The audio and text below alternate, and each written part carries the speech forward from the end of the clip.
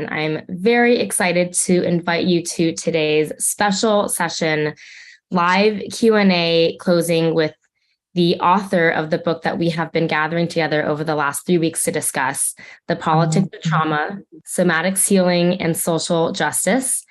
And we are here today with the author, Staci Haines. Hi, Staci. Thank you so much for being here with us today. Happy to. Thank you for having me. Yeah, I'll share a little bit about Staci, and then Staci, if you have any words to share before we kick off into some housekeeping, and then off into our questions for today. So Staci, of course, is the author of The Politics of Trauma. She has been experimenting at the intersections of personal and social transformation for the last 30 years through the works of somatics, trauma healing, embodied leadership, and transformative justice. She is the founder of Generation 5 and the co-founder of Generative Somatics. And lastly, and this is a book maybe we'll have to put on the list for next year, she's the author of Healing Sex, a mind-body approach to healing sexual trauma, which has been translated into German, Japanese, and Spanish. Wow. Amazing. Staci, do you have anything you want to share with us before we kind of kick off today? Well, first of all, again, thank you for having me. I really appreciate the work that you all do and the space you're holding in the world for learning and understanding trauma healing. So thank you. And I think the only other thing I want to toss off with is I really, I see somatics very much as a path in some way, like an ongoing path of embodied transformation. And I always like to thank some of my teachers. Because there's a lot of folks who came before me and a lot of folks who come before us. And so I want to appreciate, I'm in the lineage of Richard Strozzi Heckler. I really want to thank him. I've learned through many somatic teachers, but that's really been a main space. I want to thank the folks that I got to work with at Generative Somatics, like folks who are doing social change, social justice, climate justice work as their, 80-hour-a-week jobs. And just all the creativity of intersecting those two worlds, which is, of course, in the book.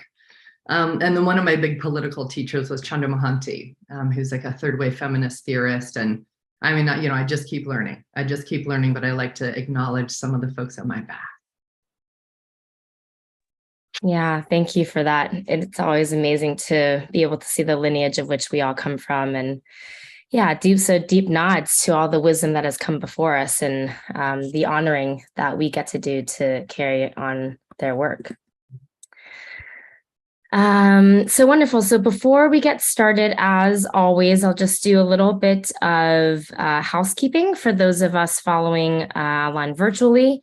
Feel free to be engaging with us through the YouTube chat box on the right and let us know. Go ahead, let us know where you're from or a word of how you're feeling in this moment. Our team at TRF are always tuning in with you. Stephanie, who's a program specialist with us, will be sharing your comments, and we'll be excited to, if you have questions that you'd like to share to ask Staci, we'll definitely create space to bring a couple of those in throughout our program today. Quick note is that if you aren't able to comment, be sure you are subscribed to the TRF YouTube channel in order to do so. A little bit about the Trauma Research Foundation. If you don't know about us, we are a 501c3 nonprofit dedicated to supporting and growing a community of clinicians, researchers, educators, and people whose lives are affected by trauma. Today, we are joined by, I think we have 13 different panelists who have been with us in different variations throughout the season as well. And as they come on, they have submitted their own questions. And as they come on to ask questions, we'll be sharing a bit about them and their bios in the chat for you to get to know them as well. Of course, an acknowledgement to all the work that is involved in making this production possible. So people on the TRF team, Pat and Connor, are always with us on our media team, Emma, Liz, and Stephanie, program specialists.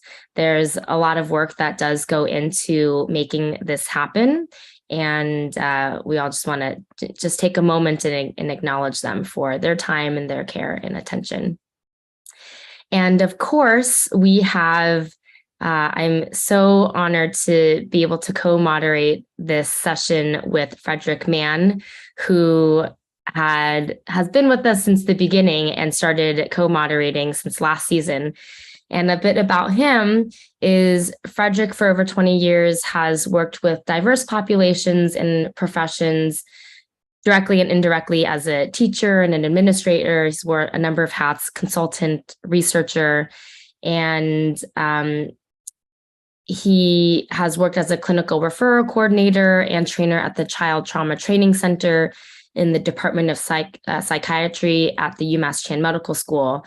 And his primary role and responsibilities was to provide information and support for families, clinicians, educators throughout the state of Massachusetts, and has also have a lot of experience helping people understand trauma, identify trauma triggers, and effectively supporting and aid children who have experienced trauma. So also just a amazing human and wearer of many hats, and it's been great to have him helping and guiding conversations. So thank you, Frederick. Would you like to say anything before we start? I am so ready to start. Let's jump in. Let's launch. Great. And of course, just a last reminder that these conversations can have the possibility of bringing things up within our own bodies. And so just the pre-note, to our panelists, ourselves, and people who are following, to have some practices that you like to stay grounded and mindful in your body, whether that's having your feet on the floor, having a warm cup of tea, taking deep belly breaths, or having your hands on your heart and your belly. So we hope that you are just making sure to keep an eye on your own self-care as we progress through today's conversation.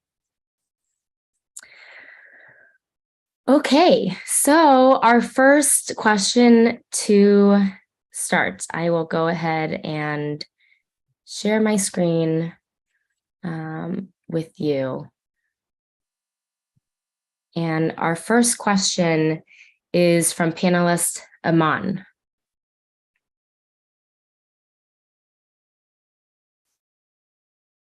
You've just got to unmute yourself, Aman. So should we read it out? Yes. There we go. Yeah. Hello, Staci. Okay, my question is, how did the idea of the book arise? Hi, Aman. Nice to meet you. Thanks for being a panelist through all of this. Yeah. Yeah, thank you. It's funny. This was one of those books that in some ways was 10 years in the making. I meant to start writing it in 2015, maybe even before that. Mostly how it arose really is through doing the work and running trainings,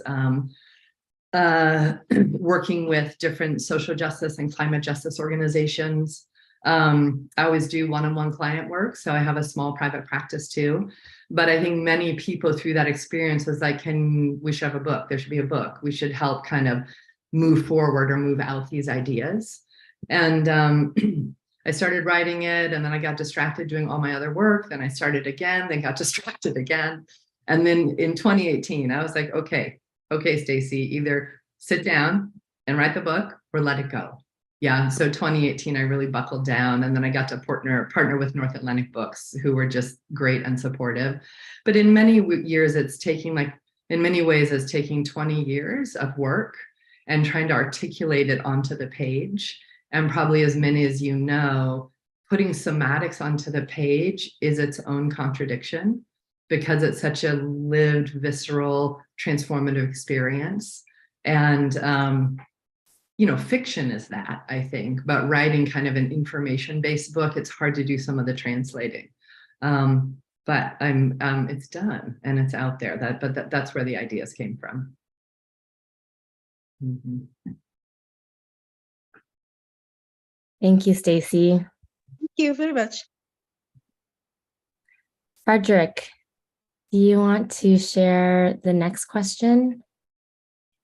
Yes. How do we best learn and practice? How do we best learn and practice politicized somatics? That's such a good question.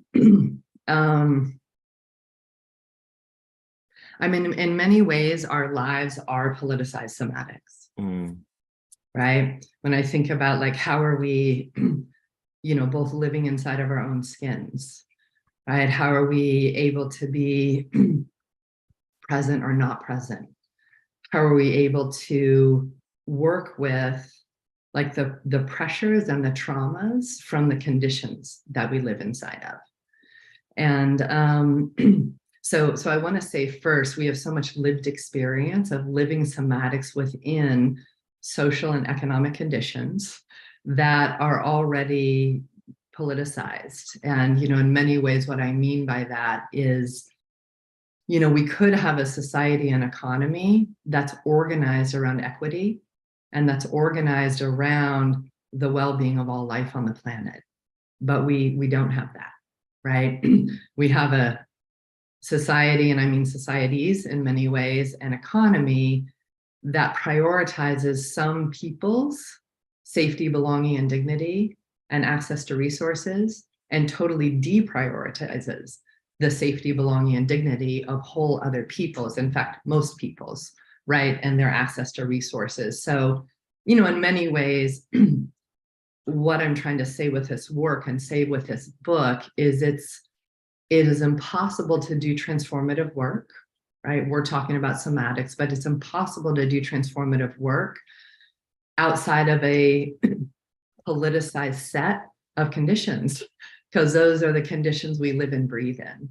And to me, the more proactive we are around acknowledging that, understanding that, then I think whatever our transformative work is, whether it's therapeutic, whether it's somatic, whether it's within institutions, right, within social change, our work can be more powerful, more transformative, and move more and more toward really the thing that I think deeply we all long for equity. I think deeply we all long for belonging. We all long to be in right relationship with the earth and each other. It's just we don't have very good training or support in that direction, right? So I don't know. It feels like that got a little bit wide in my answer. But Frederick, what do you want to add to that? I'm taking notes, and so I was taking notes.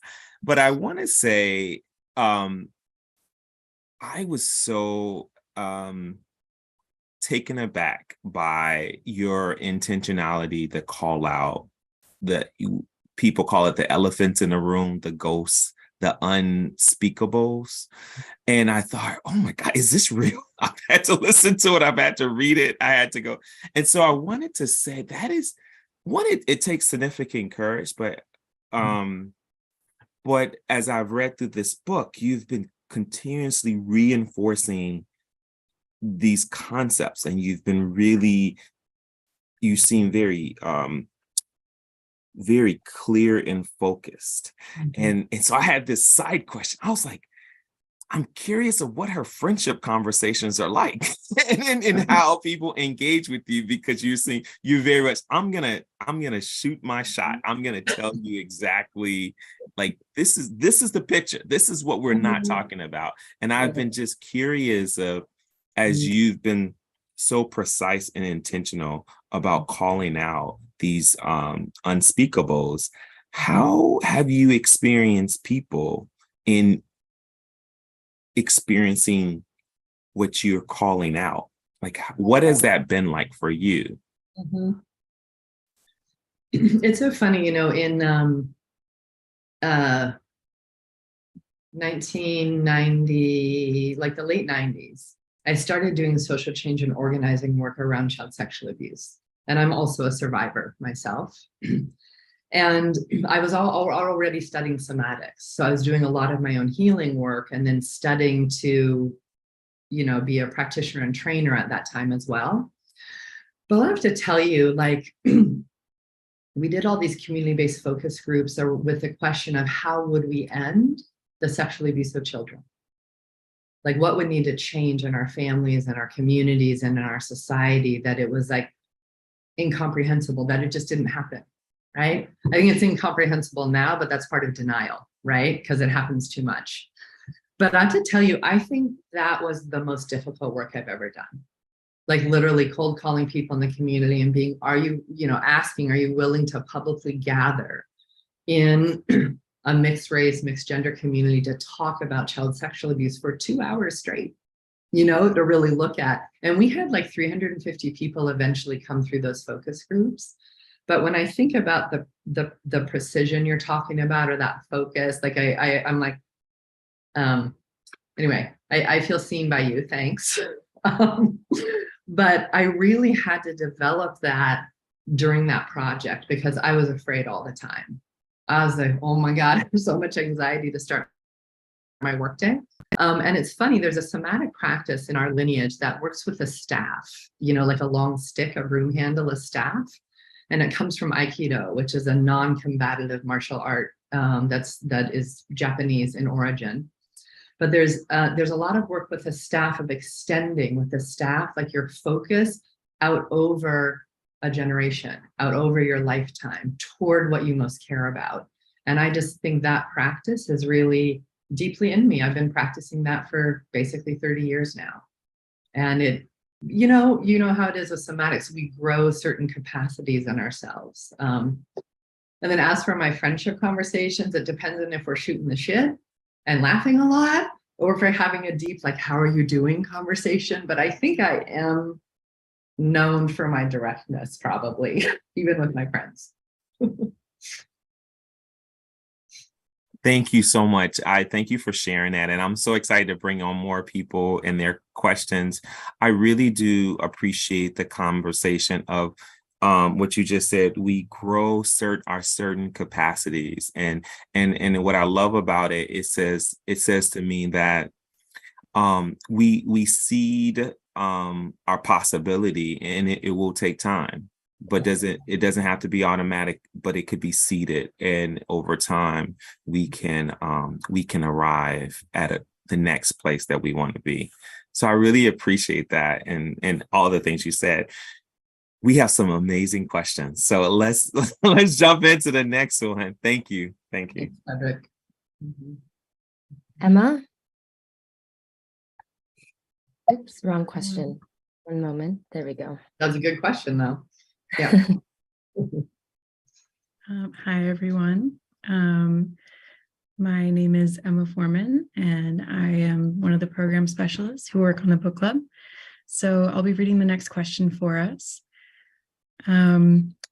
Why does embodied transformation and trauma healing require somatic awareness, somatic practices, and somatic opening, as well as an ability to live and work with social context? Thanks, Emma, for the question. This feels important to me. There obviously are different approaches to embodied transformation or to somatics, and maybe I'll just take a moment. The word soma or somatics, which is being used more now, but I think it's helpful to know the word soma means the living organism in its wholeness. And it helps us break away from this idea of an objectified body, or as a body as a thing. I actually really feel like somatics has a lot inherently to do with social change, because that deep orientation of the body as a thing, plants and animals as things, and then being taught to think of other people as objects. I think somatics really uproots in many ways a very deep belief system that does not serve life, right? That things are objects or people are objects. So somatics invites us initially to de-objectify ourselves, right? To de-objectify that we're this living, unfolding process that is growing and changeable and adaptive and sometimes stuck and sometimes traumatized. But we're a living process, right, until we die. So, and why these components are so important. So, somatics, that term was founded in 1972. And if we think in the broad arcs of history, 50 years is very short, right? Any of you who know social movement theory, we tend to look at arcs of social change in 50-year chunks. Like in the US, if we go, okay, civil rights, right? Big burst in the 60s, Black Lives Matter, big burst 50 years later, right? And then all the change and backlash and things that happen in between. But why these components is that when somatics was first trying to get accepted as like not a super weird woo-woo thing, when it was first trying to get accepted, it was trying to get accepted into the field of psychotherapy and psychology. And there's mostly in psychotherapy and psychology, we don't get trained to stand up and do embodied practices and interact with our practitioners. We don't get taught to actually touch the people that we're working with, right? In fact, it's very anti-touch because it was trying to prevent sexual abuses and sexual misuse, right, inside of therapy. But somatics has a totally different understanding of how we change. It has a different change theory than psychotherapy does. So somatic awareness, like what are you noticing in your body? What are you feeling in your body? Got prioritized at that time as somatics was trying to get accepted. And I think why one of the important things that I try to repeat is somatic awareness is definitely an essential part of embodied transformation, but it's not enough. What's also essential is purposeful embodied practice. Like if I'm a survivor of violence and my capacity to say no really got taken away from me during those violations, it isn't just like thinking about saying no, it won't teach me how to do that. Embodied practices, it's like, oh, I know how to have a boundary because I practiced having a boundary. I relearned it into my nervous system. I relearned it into my muscle memory. And now even under pressure, I know how to say a centered no, or I know how to have a boundary, but that can't happen in us through thinking alone. So somatic practice is really essential. What somatic opening is, and again, I think folks will be familiar with this, but it's like our survival strategies, our adaptations, and whether those are adaptations around traumatic experiences like violence, neglect, oppression, right? Any form of oppression is instituted through violence and is instituted through non-belonging. It's traumatic. Oppression causes trauma, yeah? So, and our survival strategies lodge really deeply in our somas. And they lodge in us like numbness, like contraction, like a running anxiety that we can't seem to do anything about. That gets transformed in us through working literally with the mind, body, and the tissues and softening and letting the history that's caught in the body flow out. So somatic opening is really essential. You know, some people may be more in practice-based arts, martial arts, or let's call it modern yoga, not historical yoga, try to practice their way out of some deep transformation that's needed. So we can't just either put practice on top of that shaping in the soma. It's like this combination, awareness, purposeful practice, somatic opening, right? That they all serve each other and we need all three of them. Yeah. And then the last thing I feel like I already said, which is we are always living within social and economic conditions that are literally shaping our opportunities and options, our worldviews, who and how we can be related. And if we don't acknowledge that as healers, as leaders, as social change agents, it's almost like we're missing being able to perceive clearly the context in which we're trying to change. So Emma, how are you doing? I'm gonna hop back off to be tuning into our virtual audience, but okay.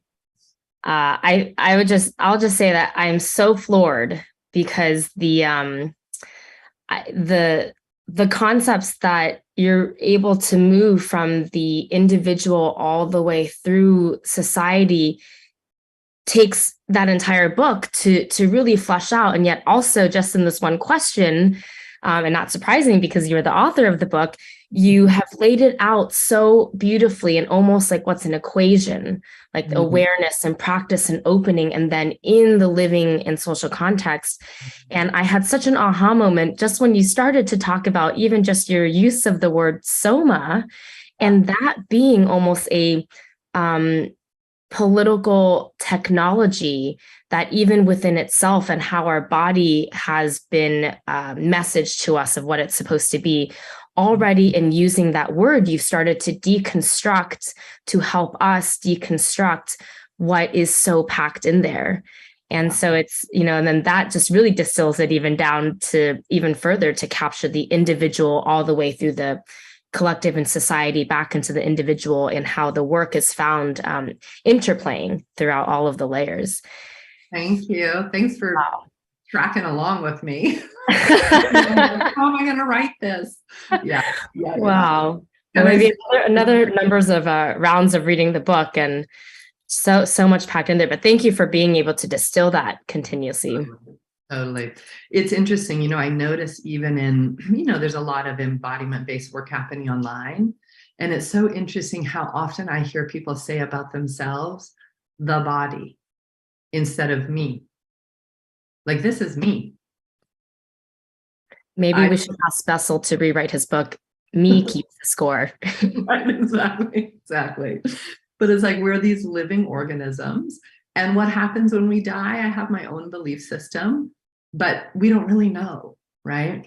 But Pablo Neruda, who's this great essayist, political essayist and poet, he's gone now, but I think I include this in the book, but it's one of my favorite pieces. He says, the church says the body is a sin. Capitalism or advertising say the body is a product. Science says the body is a machine. The body says, I am a fiesta. Isn't that so great? So I want us all to here's our fiesta, let's be with each other's fiestas. Wow. Thank God for that. Well, we'll keep it going because we have so many amazing questions. So thank you for exhilarating first three. Our next one is submitted by Sue.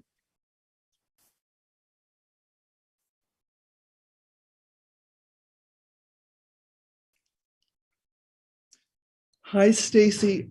I want to preface my question by just expressing deep, deep, deep gratitude. When you said at the very beginning, when I found this book, I just thought I've been waiting for this book forever.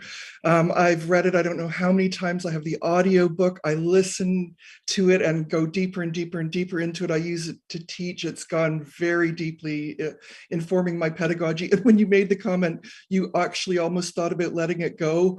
The gratitude that you didn't, just deepened even more. So thank you this has meant so much to me, this book, and my students and many, many people. So my question is, can you please elaborate on how focusing on our own incremental embodied healing allows us to use complex and generative conflict and engagement in order to cultivate power with relations, even as we're still enmeshed in power over systems? Awesome.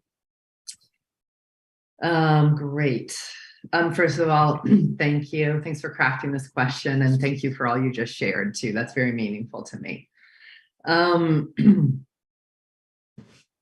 Okay, so I'm just trying to decide where to enter this question. One way we can think about ourselves or even groups is like we're a compilation of embodied capacities and embodied default habits. And then of course we're hopefully, some people stop learning, but hopefully we're in this process of continued learning. And when I think about holding complexity or contradictions, and when I think about conflict and having conflict not devolve to violence or not devolve to positionality and separation and tearing, right? but have conflict be generative. And what I mean by that is that through conflict, we can be in learning, and through conflict, we can actually deepen trust, right? And maybe any of us who have a long-term best friend or close friend, or who have, you know, who have relationships, right, that are thriving, we have to work through conflict, right? We just want conflict to deepen trust, right? But I think those take a lot of different capacities, right? It isn't just like when we learn how to say the right thing in the right way. I mean, that's cool. That's a good level. But there's a somatic capacity of being able to, I don't know how to say this well, so you can help me out, but widen ourselves enough to be with a level of aliveness, discomfort, hope, despair, like trigger, like, why are you saying that about me, right? That we're wide enough that we can actually be with our own sensations long enough to not act in or act out. You know, and that sounds super simple to say. That is a lot of work, right? I have a whole bunch on my list of the places I've acted in or acted out, instead of being able to be with the level of aliveness running through my system. So, you know, there's a bunch of practices in the work that we do that are about training that into our nervous system. Like, we have one that's just called grab, center, face. And it's a standing practice where, you know, someone will literally just touch your arm, right? Grab your arm and just feel what happens in your nervous system. Recenter based on a centering practice, and then turn and open and face whatever it is that stirred or triggered you. Just having that as an option. I think of that as a lifelong practice. Like, where do I need to grab, center, face today, right? Or the piece two, one of my just favorite practices, and it's a process, is this process of holding contradictions. And it's kind of going, okay, so this, I mean, I'll just share very intimately. So when I was doing a lot of healing around my own experiences of violation and abuse, you know, I both real, I'm sorry, I'm trying to decide how out to be. I'll just be out. But, you know, my father was one of my central abusers. And one of the deep contradictions in my system is I love him and I hate him, right? I love him and he's harmed me more than probably will ever happen in my life, you know, knock on wood. And instead of trying to be one or the other, which we have to compartmentalize ourselves to be one or the other, is going, there's a whole practice we do of, okay, here's this contradiction, here's this contradiction. And then how do we, from a very internally centered place, expand to include both? Both of these things are true, right? We do that same practice in communities or groups, you know, like around transformative justice. It's like, okay, there has been a harm in the community. If we call the cops into this particular community, there's going to be more harm. That isn't a transformative experience, right? So the impulse to like call the cops and the impulse towards something more liberatory. And we've done this contradiction practice with like 15 people, all taking different roles and really going, okay, here's what polarization looks like. And then here's what the third way can look like. But again, not just conceptually, but those are lived competencies. They're embodied practices that we learn. And for all of us, and I'm sure you obviously know this, but our external change work asks us to do our internal change work. And our internal change work, I think, should ask us to do more external change work. And I think that bridge has been broken a little bit in our culture, like individual work is enough. But that internal work then lets us actually be a different leader, a different community member, a different person acting for social justice. So, and again, both these feel like lifelong processes. So Sue, thank you for the question, and anything you want to add? That was so rich. Thank you so much. And I'm just conscious that there's so many other questions. So thank you. Thanks, Sue. Thank you.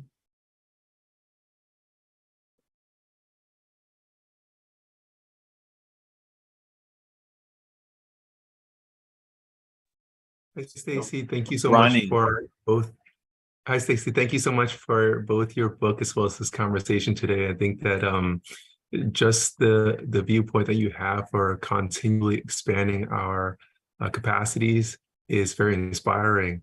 And I wanted to tap into your directness in order to help me answer this question for myself and then for the broader society. The question is, how can we best engage with local influencers? So that includes both Indigenous healers and spiritual leaders on both an individual and organizational level, when there is so much variation in their openness to trauma-informed dialogue and the influence of their personal philosophies of power on their public roles. I love how you're asking the small question. This is a very big question. Thank you. Can I ask for you where your passion about this question comes from? So for me, I found that there's so much, I'll say, there's so much variation, not just between the opposing ends of the spectrum, but even within the groups. So a lot of work I do is within group heterogeneity. And so if you think about, even just in America, there's the left and the right, but there's so much diversity within those groups, and people miscaricature it. And so I wanted to get a better sense of how we can work with people, knowing that intersectionalities is something that, like we were talking about before. And how do you just interact with people?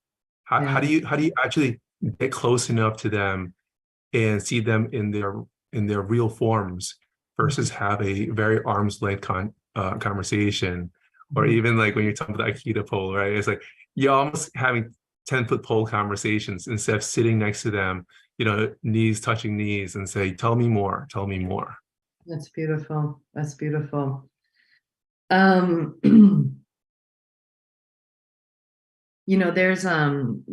you all have probably heard of Alicia Garza. She's one of the co-founders of Black Lives Matter. She wrote a great book about power and organizing. And one of the things she says is like, change always comes from the ground of relationship, right? Change comes from the ground of relationship. And again, if we look at like we're influenced by these, only like the static that we live in, right, of social messaging, that mostly is messaging of separation. And I think we have to really notice, it's like, wow, there's a lot of messaging about positioning, separating, proving, being right. And so in some ways, the first thing that I would ask or say about your question, which is just a really a beautiful question, Ronnie, is why do you, right, to anyone, and to you, Ronnie, why do you want to hold the complexity of building relationship across a range of people? Like, why is that important to you? Why is that part of your values? How do you think it will actually serve, right, your community or our world? Because it's kind of like we're doing something that is counter what we're trained to do, right? It's like, no, I'm going to sit down, I'm going to listen to this person, I'm going to sustain curiosity with this person, instead of listen long enough to then get my position in and try to convince them, right? I was recently at a bar mitzvah, and a conversation emerged about Israel and Palestine. And there was a lot of heat. There's a lot of heat. And of course, then there's these two 14-year-olds who are trying to have their bar mitzvah also, right? And it was so interesting. At one point in the conversation, I really realized that if I don't kind of relax down and get really wide, all I'm going to help to create is more of this.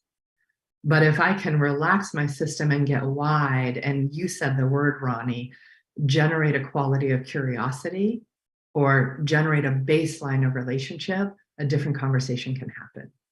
So how we do that, first, how we do it is we go, do I care enough to develop myself to be able to do that? Like, we have to know what we care about and if that's important enough to us, right?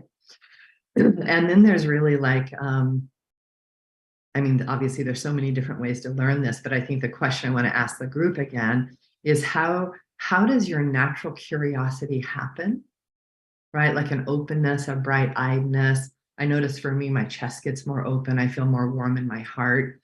Like, what's your natural curiosity? And then how do you almost practice that on purpose so it becomes a stronger muscle, right? It becomes a stronger muscle. Another thing, and this is relates to the last question too about holding complexity, is where in your life are you already the most settled, grounded, and maybe connected down to the earth or connected to spirit, however it works for you. But where are you already the most like, oh, you can really settle into yourself? Notice how you do that in your body. Notice what helps you do that, right? It might be, for me, put me on a walk in the forest in the pine trees. I'm like, I'm good. You know, I grew up in the mountains of Colorado. When I go back, I'm like, that settledness happens. And then again, now practice that on purpose so it becomes an even deeper resource, right? Like those are some of the embodied skills we need to do what you're saying, right? And then of course, for all of us, if you're gonna be reaching at that level, know that you'll get triggered. Know that you'll get pissed. Know that you'll collapse and not tell a truth because the truth was too hard to tell in the moment. And make sure that we have places to go where we can go, oh man, I totally collapsed. I went into appease. I didn't tell the truth, right? And then we have people who can support us in processing through how that happens, and then coming back to that vision or those ways of being that are important to us. Yeah. Ronnie, there's parts of your question I didn't answer, but is that in the right direction? We'll have to get coffee sometime to go for the rest. But I think that I appreciate how it almost seems like generative conflict begins with personal security and curiosity. Definitely, we need to have that as a ground, right? And something we build on purpose in ourselves. Exactly. And you know, many people, when I think about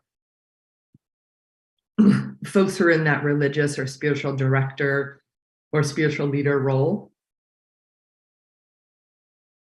you know, leaders often get isolated, and extending relationship to people who have those roles where it's like, hey, there's a series of conversations I'd love to have with you, or hey, you know what I mean? Extending a relationship to folks who you might be reluctant to do that with.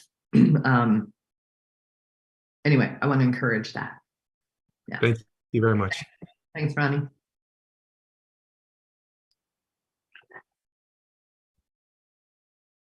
So Danny. Hello. I was wondering if it was going to be this question. Okay, so I am intrigued by your description of finding the somatic shape of individuals and groups. In terms of working with the shapes of groups you're involved with, do you visualize groups' shapes in any particular way? For example, this group had sharp edges to begin with and worked to have a more rounded spherical shape or something to that effect. And just to add on to that a little bit, I mean, the example here, I was kind of thinking about my own organization and just sort of some of the visualization that came up for me as I was reading the book. And I was just really curious if just to kind of square up my experience with yours or anyone else's. Is there a visual component to the shape of groups for you? Thank you for asking. Let me just ask you, if you were going to see a shape within your organization, what do you see right now? So I see kind of like a square or rectangle. Again, just like these sharper edges where I think what I would like to see is more circular, more spherical of a shape. I mean, I'm thinking about what you said at the beginning about how difficult a lot of this is to verbalize. So it's kind of an exercise in trying to verbalize what's not particularly tangible. Yeah, I get it. And you don't have to answer this question, but when we start looking at groups and their collective embodiment is what we really mean by shape, which I'll unpack in a minute. So when we kind of get the shape of a group, then we want to also say, does that shape best serve the group's purpose? Or would a different would a different shape better serve their purpose? And I'll give some examples, but that's the next question I have for you is, does a rectangle really serve your collective purpose, or would an ellipse better serve it, right? Okay, so thanks for the question. One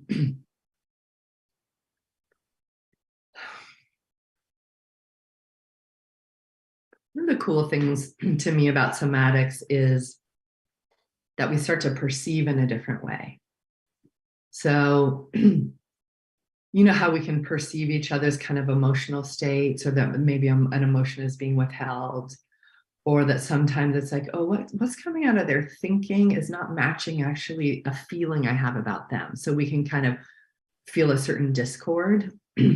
One of the things I appreciate about somatics is it helps us learn how to perceive what is embodied, right? What is embodied in a person, or what's embodied in a group, and almost be able to get curious about and be able to perceive what brings that person or group aliveness, resilience, resourcefulness. What are their survival strategies or default habits that might not serve them? That is all perceivable in the soma. And obviously, as practitioners, we always want to check that out. We don't want to pretend that everything we perceive is the truth, right? We want it to either be useful for the group or it's not useful. So when we say a collective shape, a little bit more of what I mean is, what is the group's overall tendency, embodied tendency? Like, is it a group that has a tendency toward being highly analytical and popping out of their bodies and having all their conversations up here, right? Or is a group whose general tendency is like aliveness and appreciation? Or, right, you get the hint. So some of the ways we look somatically for those things is, in a group under pressure, does that group move more toward relationship or even appeasement? Under pressure, does that group like fade back into the wall and don't want to deal with kind of conflict or being direct with each other? Under pressure, does the group kind of get quiet and just look at the leader, right? If that's what happens under pressure, we know that a leaderful culture has not been built yet in that organization or in that team, right? When there's conflict, do people just all of a sudden like get in and fight, right? When struggle with each other, or do people try to calm things down really quickly? So we'll see tendencies, embodied tendencies within a group. That's what we mean by their shape. So let me give an example. I was working with it's a social change organization. It's actually 3 different organizations that are doing very, very cool projects around transformative justice and abolition. You know, we're doing a number of a series of multi-day programs with them. So, and they're under a lot of pressure because what's happening socially and politically, including some of the leaders getting death threats regularly. Like, we're talking a lot of pressure because they're really trying to, you know, they're fighting for racial justice. Yeah, and working a lot with anti-Black racism and the heights of incarceration of Black folks. So what was interesting is, under pressure, under a certain amount of pressure, the group got more active and almost more connected and strategic. But then at the next level of pressure, it's almost like as a group, they went numb. It was just like, too much, we can't do it anymore, numb. And almost a little bit of automatron, like, we're going to keep going, but more disconnected, more isolated.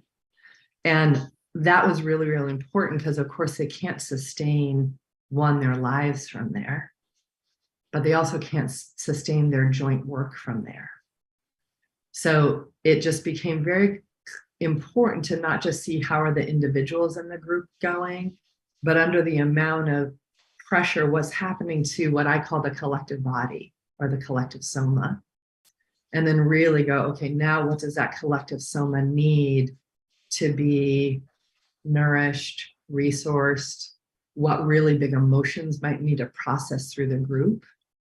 And then how does a group need to be more supported, or even what new embodied skills might they need in order to keep working together toward their mission. So again, it's just scaling out our understanding of how embodiment works from an individual to a group, and kind of assessing it or seeing out at the next level. I hope that makes sense. That's what I got. Yeah, thank you.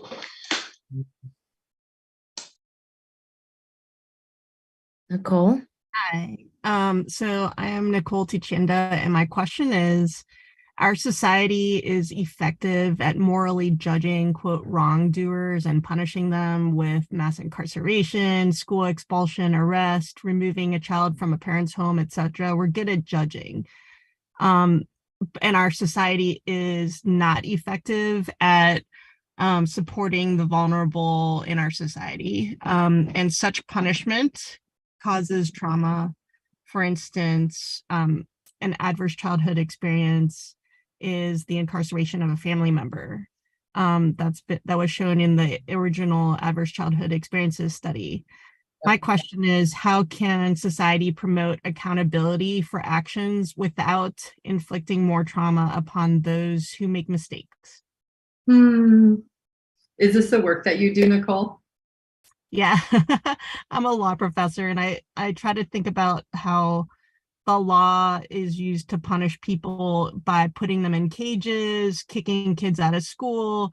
Sometimes kids get beaten up by public schools. The list goes on. And the kids who get hurt and all that, they're traumatized, and it's strange to me that these traditional notions of justice involve hurt, traumatized. Like if someone has experienced trauma, a lot of the times the justice that our society seeks for them is traumatizing the person who did it, sometimes even killing them. And how can we promote a different model of accountability? So great. Thank you. Thanks for the work that you do. Thank you. Yeah. I also love that you're calling in from your car. You're like, I'm here, I'm in. Yeah, I'm gonna catch a flight soon. Oh, that's great. You're at the airport. Yeah. Cool. Okay. So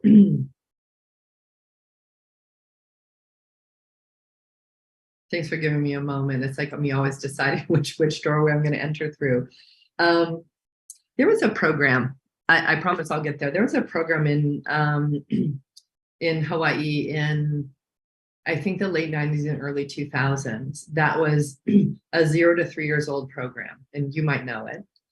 But the long-term strategy of the program is, how do we deeply resource families, and especially families who do not have consistent access to money, food, housing, right? Good education, to do long-term trauma prevention and long-term crime prevention. It was so successful. There's so much good information from the studies that came out of that. And then, of course, the political tide changed in the state and it got defunded. I'm always like, no, like, fund the things that work, right? So there are a number of experiments going on around either what's called restorative justice, early intervention, right? Or transformative justice. These are really the models that are being experimented with that aren't saying, here's a traumatized society, here's a traumatized childhood. Oh, bad you had the wrong survival strategies, so now we're going to traumatize you more. And of course, our incarceration rates fall along race and class lines, period. There's also an amazing study where that was looking at incarceration rates of adults who were sexually abused as children. It was unbelievable. It was like 73% of the women who are incarcerated and like 56% of the men. So you're just like, the adverse childhood experience just keeps going in a big loop, right? Okay. Mm-hmm. So I love that you brought this up. So restorative justice, as you all probably know, but restorative justice is basically a process that it's an alternative state-based process that says, okay, so instead of jail or prison, can we do a more transformative process that could be healing, both for the people that were hurt and the person who did harm? It's trying to scale, but they're mostly little small projects in different states. I mean, for people who are passionate about this, get involved, vote for the people who want to fund this, right? And then transformative justice is an approach that says, let's do this in our communities. Let's not go to the police. Let's not go to the state first. Let's do it in our communities. Again, this is mostly at the stage of theory and a lot of little practice groups happening all around. But that's really a process that says every person in a system where there's been harm has an opportunity to transform. And most of us are just being so hurt by the broader social conditions. So let's say a survivor of harm gets to transform through healing into having agency. An offender of harm gets to transform into accountability and being rehumanized. And then bystanders, right? So the community, there's always community around harm. And sometimes that community is silent and in some ways co-conspiring with their silence, but we call that bystanders. That bystanders can shift from either denial or vigilantism, can shift to being like participants, right? Participants in a healing process. But it asks a lot of capacity. Like it really asks people to grow and heal and build our capacity to be able to hold those processes. So at this point, they're a lot experimental, but I love that you brought it up. Personally, it's what I'm committed to, you know, and Generation 5's work was really, can we do transformative justice around child sexual abuse? It's a big leap. Can I tell a quick story? I know we have a lot of questions, or should I stop there? Can I tell a quick story? Yeah. That's a reluctant yes. No, I think we all want to. I'm sure our panelists will be great, very gracious and loving to hear the story. It's going to be brief. So when we were experimenting with transformative justice around, like, can this apply to child sexual abuse? A woman who's a therapist and mandated reporter basically wanted to do something different than just reporting the situation to what used to be Child Protective Services, right? It has a different name now in California.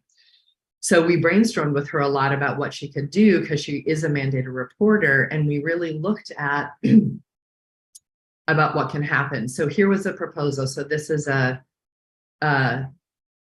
uncle sexually abused a girl who lives with the grandma. They all live together. The uncle is the main income earner. Super complicated, right? So what her proposal to CPS was, to the state was, okay, the grandma's connected to a church. We've talked to people in the church who are really willing to support this family and not make the girl bad, because it's so easy, of course, to demonize the child, not make the girl bad. So there's church members, community members who are willing to support. Instead of having the uncle go to jail because he's an income earner, he can move in with his brother and do a voluntary offender program, which we have in California. We have statewide sexual offender programs here, which is very important. And you can go as a volunteer, that he goes to the voluntary program while he can still keep working and fund the household. And we looked at who are people who can support the brother with also not going into denial, but not doing vigilantism for that uncle. So we did all this pre-work of setting up these circles of support around the girl, around the grandma, and around the uncle to have it be preventing it from going right into CPS and having that girl be removed, right? And it was great. She took the entire plan to CPS and they say, this is so much better than what we have any capacity to do. Call us in 6 months and tell us how it went. So let's keep trying the alternatives. I'm really glad you told that story. Thank you. For sure. Wow. Thanks, Nicole. Hey, we have Nadia next.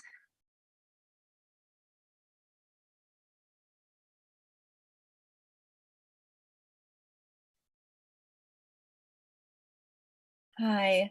Hey, Nadia. I am so honored to be here today and just so full of hope and the advocate in me that there's a discussion like this and that you've put into words how we can change the system's responses to trauma, to not have re-traumatization. You've given us the language, so thank you.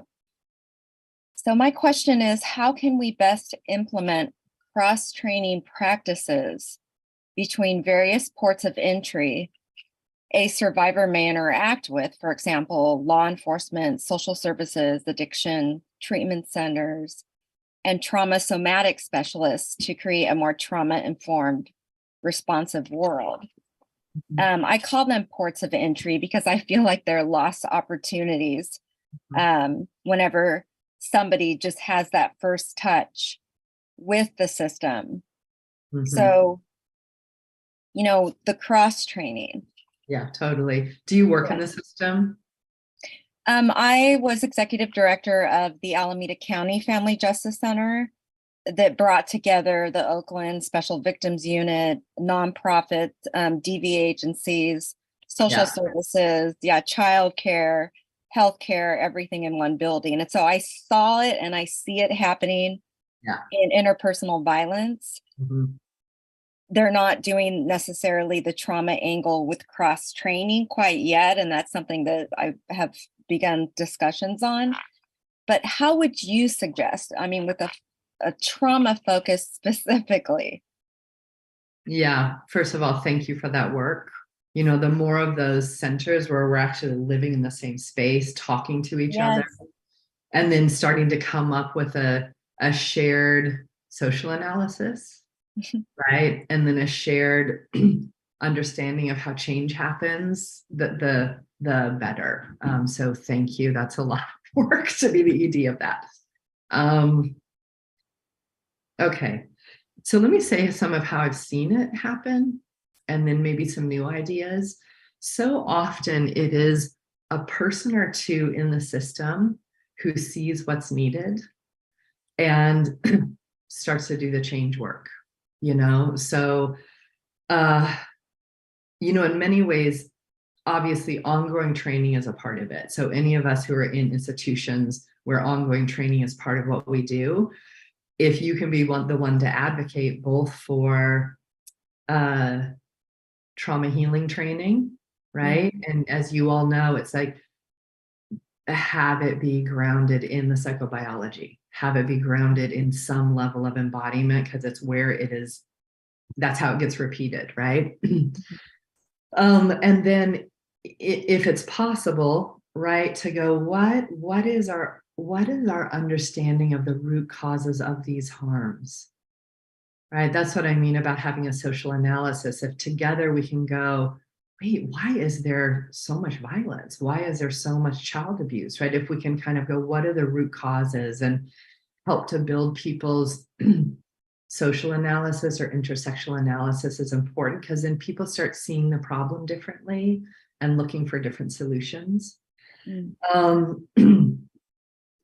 And in some ways, and maybe this is the pragmatist in me, there is so much happening online now that's much, much more accessible than having a person come in and having to train. Now, we want that in-person training because we change and learn more that way.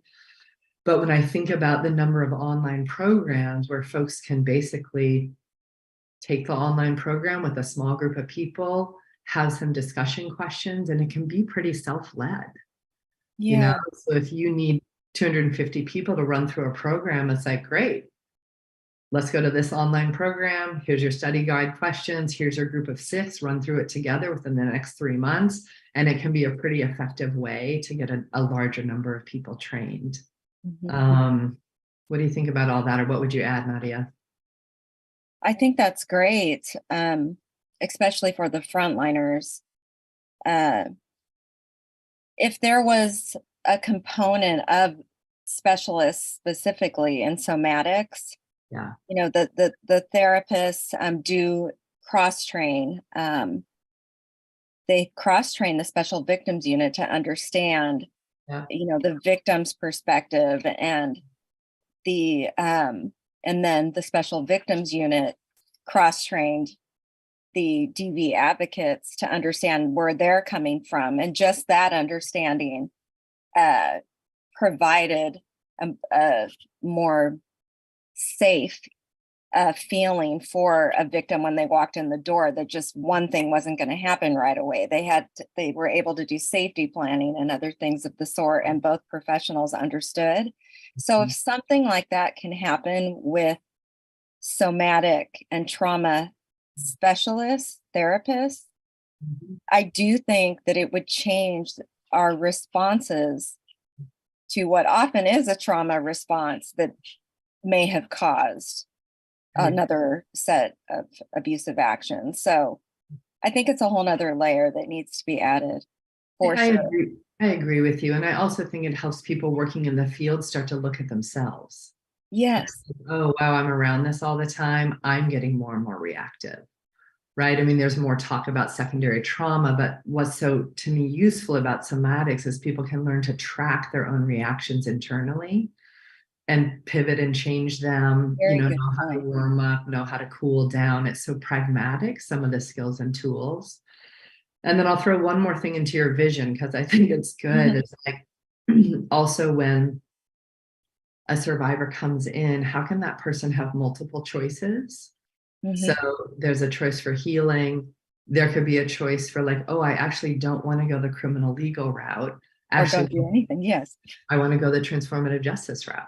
Or what I really want is, because I know this person, I want them to have access to change.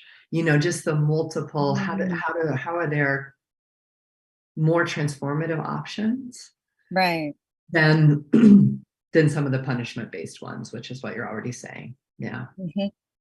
Yeah, cool. I'm going to be pondering on this question of like, right, how could we have the trauma and somatics pieces be available, really available, including the practice part of them? The Family Justice Center models have been expanded all over the world. San Diego and Alameda County were the first. So it is a space in change where something like this could happen. So I would love to talk to you more.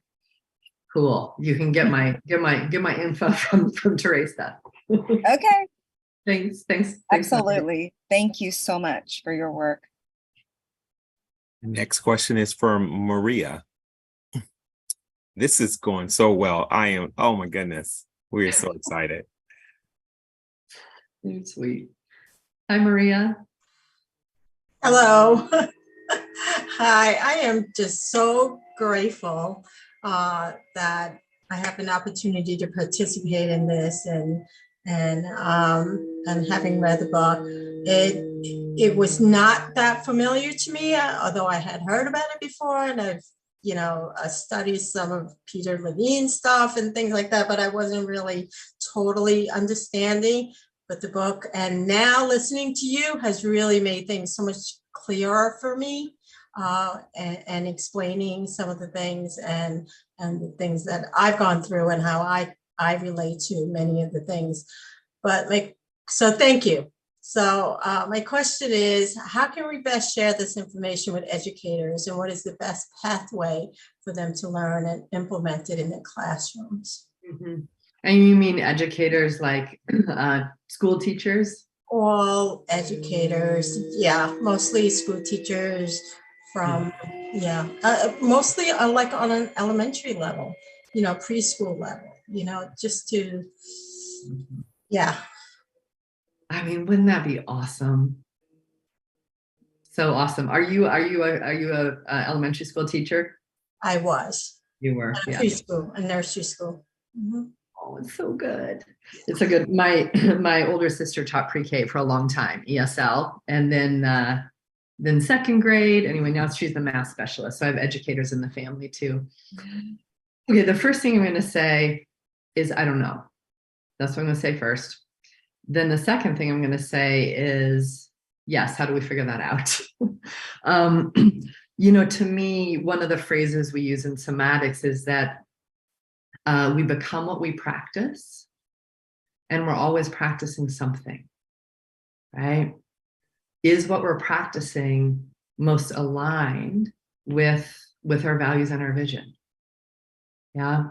Is what I'm practicing aligned with what's most important to me? And that most of our practices, while they are taught often initially developmentally through our caregivers, right? Like we inherit the default practices of our caregivers, and we inherit the purposeful practices of our caregivers. But most of our practices are inherited, and they're inherited from our families, from our communities, and from social norms. And then we embody them, and then we start to think that that's just who we are. Right? That's what's so awesome about somatics, is like, hey, is that actually who I am? Or is that such a deep old habit and practice that my identity is fused with, but it's not inherently who I am, right? So I love thinking about, and maybe we can put this out to all of us, what embodied practices would we want 3, 4, 5, 6, and 7-year-olds to learn? Like, what purposeful practices would we want them to be in? One of the ones that I would want them to be in is that we just kept validating that living inside their own bodies and living inside their own skins and learning how to be self-responsive, that is an awesome place to be, right? Like, as adults, we're training kids to compartmentalize themselves, right? And I don't mean there doesn't need to be parenting. I've raised 3 kids. There are definitely places to be like, no, we're not doing that, right? But how amazing to have kids be able to track, like, what am I noticing in my sensations, right? How does that feel? What's the impulse inside of that? Another thing I would want little kids to learn is like an inside out sense of consent, right? Because we're bossing kids around most of the time. But what if inside they go, well, my inside feeling is yes, my inside feeling is no? That we're teaching that's actually, I mean, I can't think of one person, myself included, that's come through our programs that didn't have to relearn embodied consent based on what they care about inside of themselves. Because mostly it just gets trashed, right? That ability to consent, whether in our families or in our schooling or in our societies. Another embodied skill I'd really want little kids on up to learn is something we call mutual connection, which is how do I be with me and with you at the same time, right? Like, how do I feel me and extend my attention over to you and notice and feel you at the same time, right? We have a physical practice we put on it where we literally just, with permission, put our hand on someone's sternum. And I'm going to center myself and I'm going to feel your heartbeat under my hand. I'm going to notice my breath and also feel your breath. I mean, to me, it is a building block of intimacy or relationality. And so I'm just riffing off on what I would love to see. But how do educators get trained? Again, I think there's a lot of mindfulness coming into training educators. There's a lot of mindfulness training, like trauma-informed mindfulness and David Treleaven's work. That's pretty accessible at this point. But because we have the capacity of online trainings, it's almost like, okay, what do you want the educators in your purview to learn? Can you, with those experts, create an online program that can be accessed thousands of times over the next 5 years? That include, again, I'm sorry to be a broken record, but that include not only the theory, but concrete practices they can be in themselves. David Treleaven, I'm sorry, I just saw a little chat. So what's the theory and understanding, but what are concrete practices they can be in for themselves? What are even concrete practices they could bring to the classroom? That would just be like, okay, let's create that program, but now it's scalable in a different way because of all the technology that we have. So I think I'll pause there.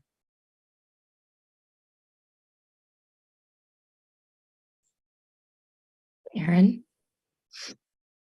Hey, Karen. Hi, good afternoon. Thanks for being here. I run a trauma recovery virtual group for survivors. And one of the things that we work on is holding each other accountable for our practices. So I was thrilled to, in my last coaching session with them, to bring your book to their attention. It was our book focus for this month. So thank you. My question to you is, what words of encouragement would you provide to survivors listening to a trauma recovery podcast, which is what I have as well? And I'd love for you to be a guest sometime. Thanks for the invite. Awesome. And survivors, so survivors of violence in a wide range.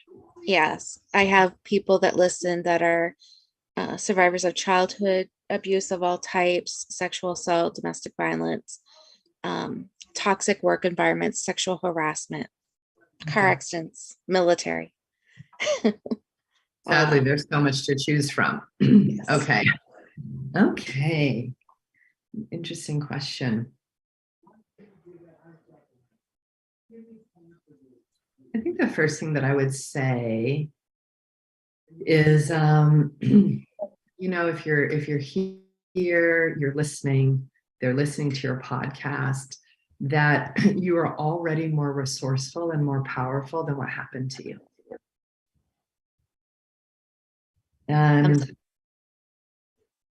yeah, so I just think that baseline, it's like, it's very, very difficult to experience violation and trauma and that level of wounding. And that's my starting point. You're already more resourceful and more powerful than what happened to you because you're here, right? You're here and you're actually even reaching toward healing and community. That is super resilient. Yeah.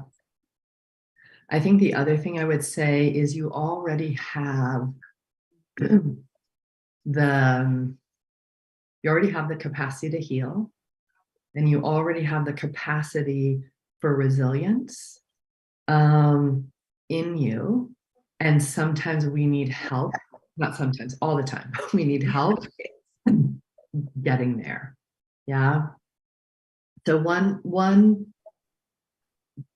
process that I feel like is so important, you know, in somatics, we really hold that we are, just like we have inherent capacities to adapt, right? Like we are adaptable creatures, animals, right? I mean, we're the human animal, right? And we adapt. And in some ways, we're the most adaptive animal on the planet, which is not good news for some of the other animals on the planet because we've taken over too much, too much. But we're very, very adaptive. And somatics understands that and understands how we adapt and how we can get stuck in some of those adaptations, especially when they're adaptations to trauma. But somatics also understands that we're inherently resilient, which means we have the ability to move toward aliveness, to access these states of deep interdependence, right? Being connected to something much bigger than ourselves. We have an inherent knowing of interdependence, right? I mean, you all know those moments when you're like, oh, wow, I'm connected and we're all connected. Or, you know, I used to look up at the night sky, you know, like I grew up where there's very little night pollution as a kid. I might be sleeping outside and looking up at the night sky, and the amount of awe and wonder that would just flood my whole system. No one taught me how to do that, right? No one taught any of us how to do that. Awe, we know awe is in us, yeah? So part of what I'd say to survivors is find where you already know awe or connection or interdependence, and then nourish it on purpose. Do it on purpose. Do it with people who care about you on purpose, right? So those would be some of the hopefully encouraging things I would say. Beautiful. Thank you so much. Thanks, Karen.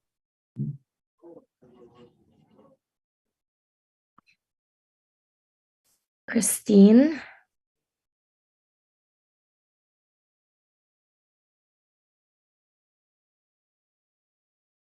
Hi, Christine.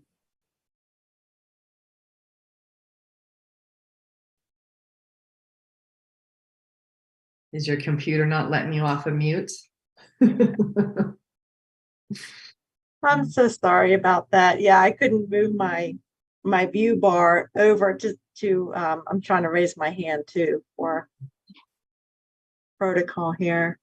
My question is very well placed. Thank you, Teresa, for placing it so well after Karen's, because I work with clients on an individual level. So my question is, what are specific ways that we can show? Sorry, I do not have the right question. It's all right.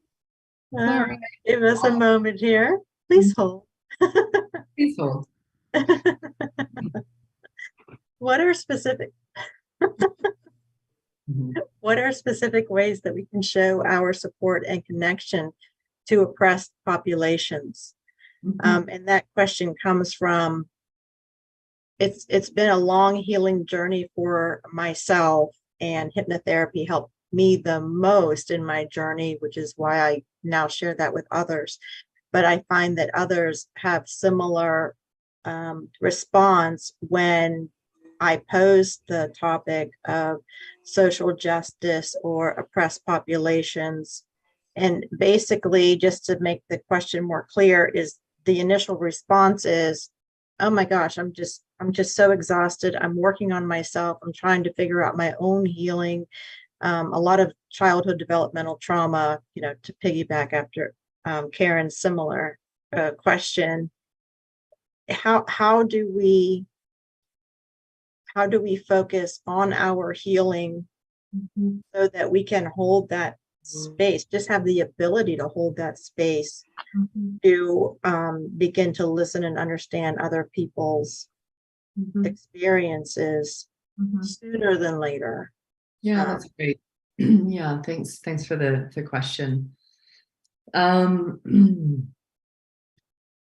first thing is I just want to kind of come from this orientation of we're all in it together, right? Like my liberation is tied to everyone else's liberation and vice versa. And there are there's suffering gets targeted toward very particular communities, right? Based on race, based on class, based on gender and sexual orientation, based on immigration status, right? So I want to say a couple of things. As people who are healing, one of the things, and this can be a part of any of our frameworks, is like, as I can develop empathy with myself and my own experiences of hurt, I can also immediately make the connections of empathy to other people's experiences of hurt, even if it's not mine directly, right? So, so there's a deep piece about empathy, because we're building self-empathy, self-compassion through the healing process. And that is a way to connect right away, is like that empathy can be applied, right? Can be extended to others. So that's a baseline and kind of immediate. And whether that's others like someone's partner or kids or friends, but really others who one might not spend that much time with, right? If someone is mostly living and operating in a very white community, it's like, wow, this is what pain feels like. How can I empathize or imagine what it must be like to be one of the folks trying to immigrate and held in a cage at the border and separated from their children because of our immigration policies, right? So expanding our empathy. We call it expanding our circles of care. And care for me, care for those I know, care for my community, care for those I don't know, care for the planet, right? Expanding our circles of care helps us be healthier humans, right? That helps our healing process. So that's one. And then, I'm very much of an advocate of, again, internal work and external work being connected and co-serving. So if someone is focusing more on their internal work, it's fine to focus on that for a while. And then at some point, it's like, okay, connecting with preventing violence, connecting with supporting others who've been hurt, connecting with, let's say, someone who's healing, what they really, really love is animals. It's like, cool, let's connect with the well-being of animals in some external work. And that can look anything you know, I often say to people, it's like, if you're not involved in social change work, there's two things. Well, there's more than that, but there's two things. Follow your passion. Like, what do you care about? And then find the organizations that already have a vision and strategy happening around that and get involved with them. Right. So if what you're passionate about is decriminalization, right, and transformative restorative justice, cool. Find the folks who are doing that, who are already organized, who already have a vision and a strategy, and put your money, $5, $5,000, whatever your access is, put your money there and put some of your time there. Yeah. Get connected to a purpose bigger than us. I mean, I think you all know it is a resilience factor to be connected to a purpose bigger than ourselves. It's our healing serves it. Yeah. So yeah, that's what I got with the amount of time we have. And thank you for the very helpful. That's so helpful. Thank you so much. And thank you for this book. Thank you. So we are making great timing, other than almost being at the finish line. We have 2 more questions and a minute to go. So if we can do that in whatever time is right. So I'll share this first one, and then I'll also just ask Renata, after Toma reads their question, if you would also be willing to share what your question would be, and then Staci can kind of answer them back to back. So Toma. Hi, Staci. If you were new to somatics and wanted to learn more, where would you start? Would you attend an in-person class, try to find a local practitioner, or attend some online classes? Thank you for your question. And Renata, if you could also share your question, which I think is a beautiful one to also leave off with. Yes. So mine was, I just kind of wanted to hear you more talk more about how to keep going in this work in all the social change, everything that happens, how to keep, I guess, kind of your fire lit, and how to sustain the path, because it's rough and can be daunting and lonely. Thank you. Yes. All right, I'm going to try to tie both of these together. I'm going to start with sustaining. You know, 2 things. I'm 55. So I'm in the, the last chunk. Thanks, Frederick. I'm not in, I'm heading toward that, okay, 55 to however old I live. But to me, when I really go sustain, how do we sustain in trauma healing work? How do we sustain in social or climate justice work? One of the baseline answers for me is love.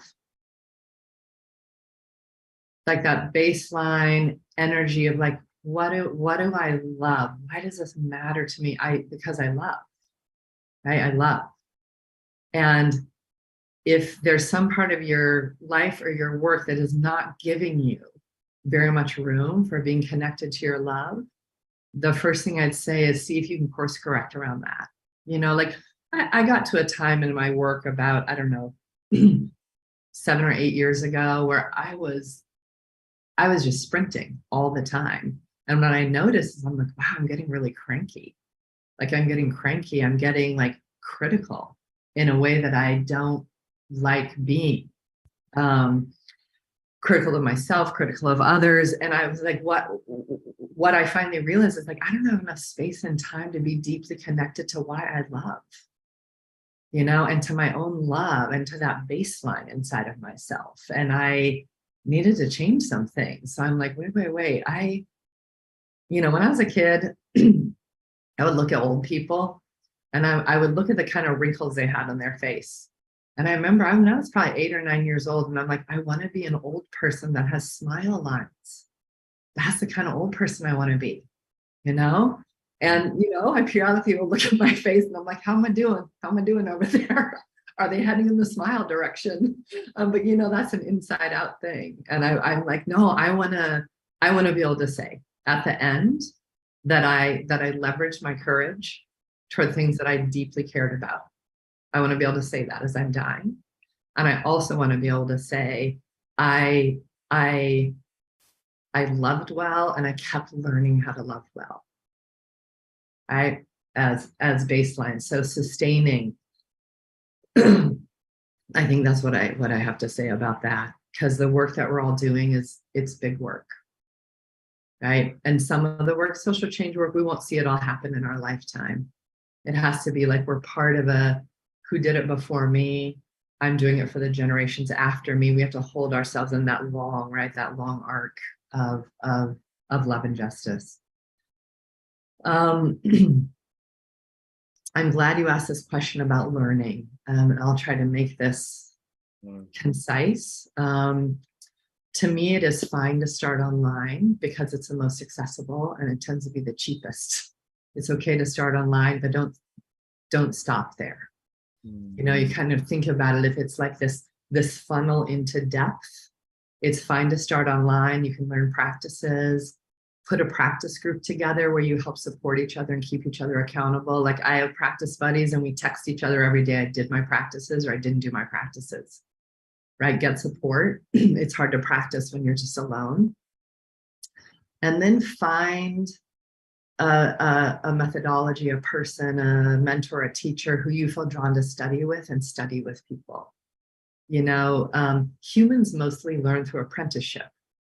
Again, if we look at human history, you have a mentor, you have an apprenticeship, you have a person that you study and learn with over time so that we can embody something, right? And then add our own flavors. Like I love thinking of somatics and the lineage I come from as a living lineage. It's not the same thing it was 50 years ago, and it shouldn't be the same thing 50 years from now.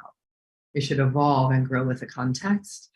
But apprenticeship and being with someone where you can extend trust and say, will you give me your assessments? How am I doing? Right? And, you know, we have supervision built into therapy and all of that, but really being able to go, how is my embodiment? What can I not see about how I'm being and who I am, given what I care about? And that there's a path that you take over time. You know, I love learning many things, and I have one core path. Because it resonated for me and it was flexible enough to get to work with over time. So eventually, please learn in person, practice with other people in person, get your bodies touched. We change so much through what we call somatic body work, but it's somatically letting things move and open and change through your system. So that's my short version. Thanks for asking the question. Y'all, we could keep talking, although I feel like I've been talking a lot at this point, but I love the conversation. Wow. Thank you so much, Staci. That was a remarkable Q&A session. I don't know about you all, but I was like taking notes furiously and was just amazed at how much even more wisdom, even beyond the book that you've already written, is just continually coming out. And it's such a gift to be able to hear it. It was like we were at a book reading, you know, being able to really hear it from you. Thank you so much. Frederick, do you want to share anything before we close? No, I'm fully trying to remain in my body. There's a party going on. A fiesta. There's a fiesta, as she said. No, this has been such a gift. I've taken so many notes, and at moments I said, let me just sit and just be. And I'm gonna listen to the recording again. But thank you. I hope you see that it has definitely been a great joy and a gift. Thank you.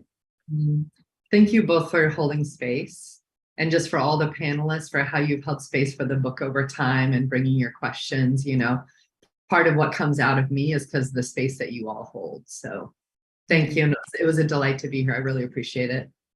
Wow. And is there anything, Staci, that you want to share with us in terms of what you're working on upcoming, or how we can keep in tune with all of the work that you do? Thank you. Yeah, the book website, which is the politicsoftrauma.com, you can sign up for a mailing list there, and then I put out information through that mailing list. And then I'm doing a rework of just a basic stacihaines.com. So give me till like February, and then you'll see more there.